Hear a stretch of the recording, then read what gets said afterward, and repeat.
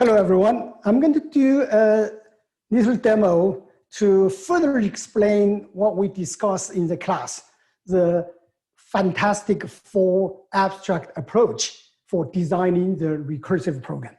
Okay, so we talk about this Hanoi Towers puzzle game. So I'm going to do a real demo instead of showing you in PowerPoint.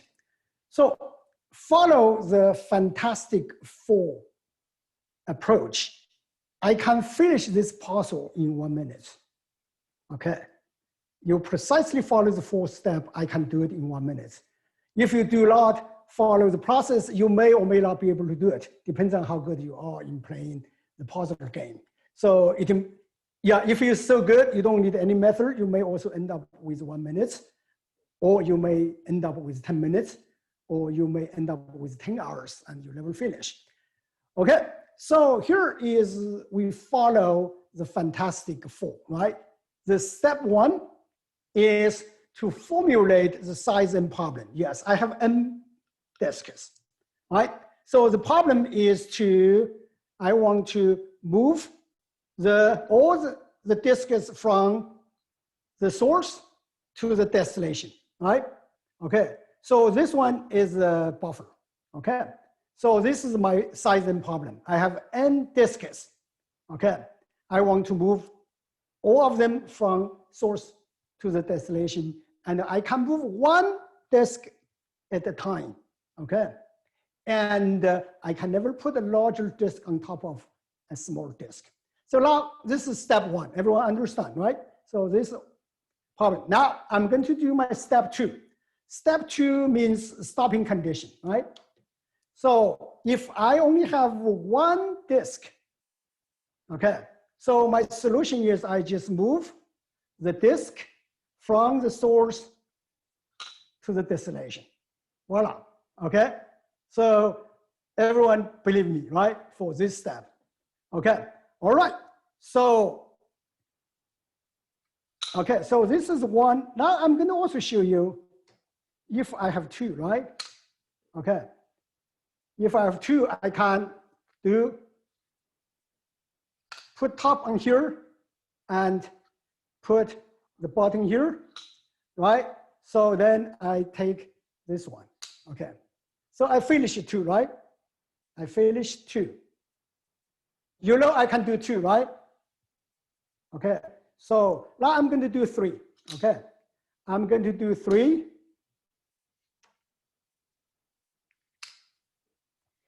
So how do I do three? Okay, I'm going to make assumption. I can do two, right? Do you believe me I can do two?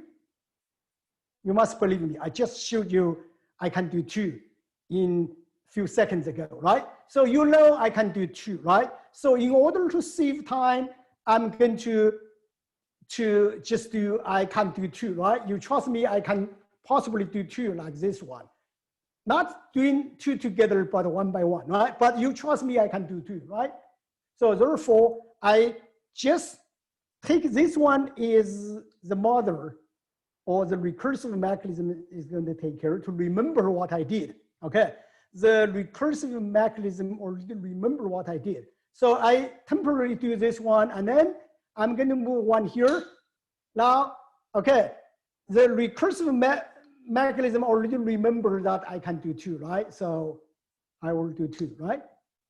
Okay. So now I'm going to do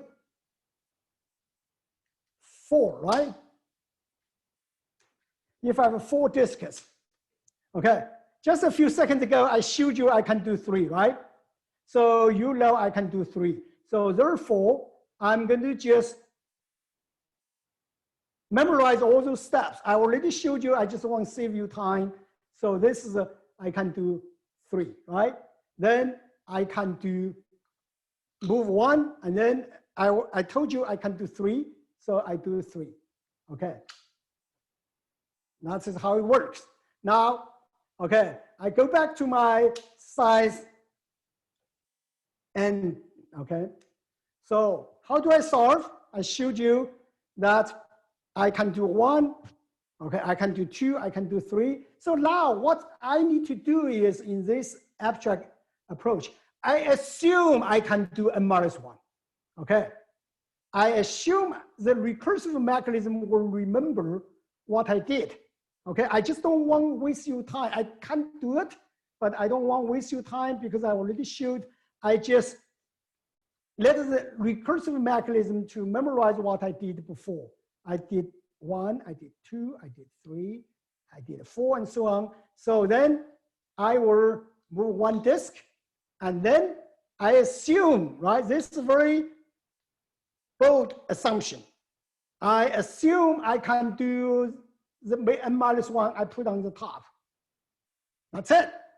That is how I move n disks from the source to the destination without actually breaking the rule of the puzzle. I'm actually doing moving one at a time. So I'm showing you I'm moving multiple together. It's not ungrounded. I just did it already in my previous step, right? So the recursive mechanism memorized what I did and they just repeat.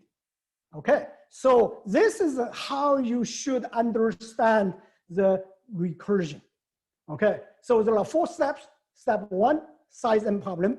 Step 2, you have the stopping condition. Normally n is 1, you just solve the problem 1. Obviously, it's very easy. Step 3 is the most critical. You do not try to solve the size n-1 problem. You assume the size n-1 problem will be solved by the recursive mechanism. If you use recursion, the size n call for your recursive call will automatically solve this one. Then you can just use it. So based on this assumption, based on this has been solved, right? Based on this has been solved, then all you need to do is just move the 1 here, then you move n-1. So that is demonstration to support the idea I explained in the lecture. And so this help you understand why you can assume. That is the key. Students always get the problem to understand why I can assume my size n problem is solved. Okay, we should not make assumption. Correct. If you use while loop to do the whole thing, you cannot make any assumption. You have to make every movement by yourself. But the recursive mechanism is going to memorize the operation, okay? Put everything, push onto the stack, stack pop out, all those mechanisms will support this operation. So this is the little demonstration. You should read this with my lecture together, right? Thank you.